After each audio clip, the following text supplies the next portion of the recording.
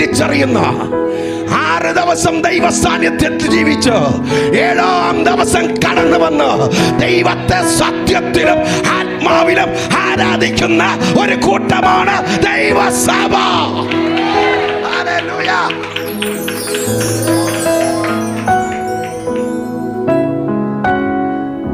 ഇന്ന് പകൽ വചനം പറയുന്നു, നീ കൂട്ടുകെട്ടെന്ന് പറയുന്നതിന് നീ കൂട്ടുകെട്ട്. അവർ ഭയക്കുന്നതിന്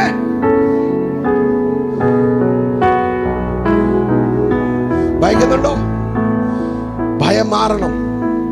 സ്വതന്ത്രം ആരൊക്കെയോ എന്തൊക്കെയോ ചെയ്തു കളയുമെന്ന് പേടിയാ അല്ലേ? ഞാനൊരു ദൂത് പറയട്ടെ.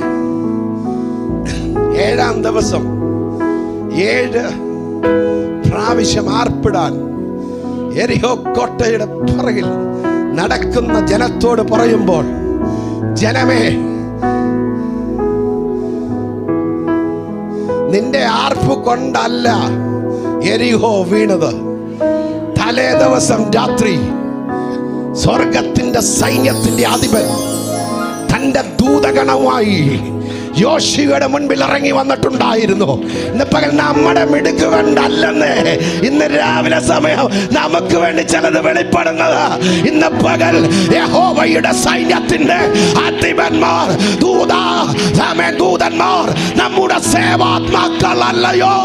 ഇന്ന് പകൽ അവരിറങ്ങി വന്നിട്ടുണ്ട് നിനക്ക് വേണ്ടി വഴി തുറക്കാൻ.